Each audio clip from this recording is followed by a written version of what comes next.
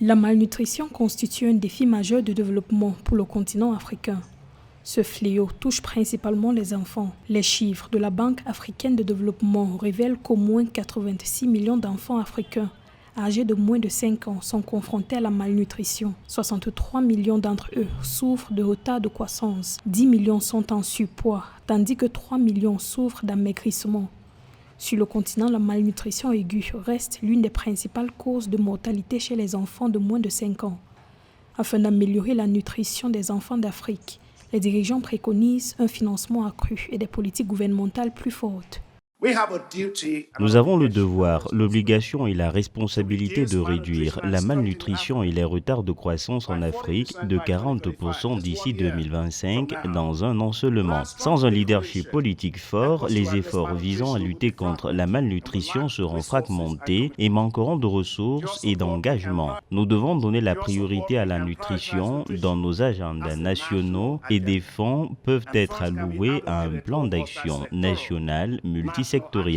La pauvreté, les conflits, les phénomènes climatiques extrêmes, les pandémies et le faible accès aux soins de santé sont les principales causes de la malnutrition en Afrique. À travers le programme détaillé de développement de l'agriculture en Afrique, l'un des 4 continentaux de l'agenda 2063, l'Union africaine a pour ambition d'éliminer la malnutrition sur le continent. En vue de réaliser les objectifs de nutrition, l'institution recommande aux États de consacrer au moins 10% de leurs budgets nationaux au développement d'une agriculture durable, alors que le nombre de personnes sous-alimentées en Afrique devrait augmenter pour atteindre 51,5%. L'Union africaine appelle à des stratégies axées sur des investissements multisectoriels. Il nous faut des investissements multisectoriels qui soient renforcés parce qu'on ne peut pas parler de nutrition sans parler agriculture.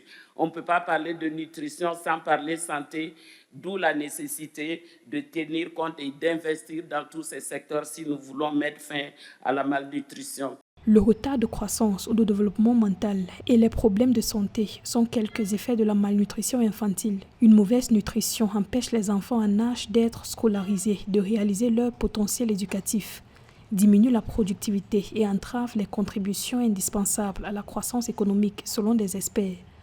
En Éthiopie, par exemple, des projets sont en cours visant à mettre fin au retard de croissance chez les enfants de moins de 2 ans d'ici 2030. Pour l'Organisation des Nations Unies pour l'alimentation et l'agriculture, FAO, chaque dollar investi dans la nutrition peut générer un retour sur investissement de $16.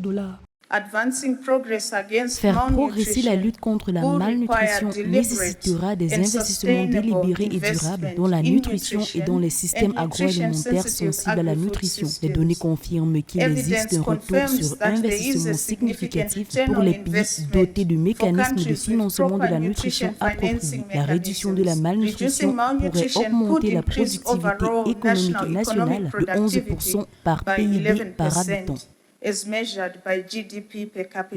Améliorer la nutrition en Afrique est crucial pour atteindre les objectifs de développement durable selon l'Union africaine. L'institution continentale estime qu'éradiquer la malnutrition sur le continent passe notamment par une agriculture durable. Elle appelle à un engagement politique renforcé des gouvernements afin de réaliser les objectifs de nutrition à l'horizon 2030.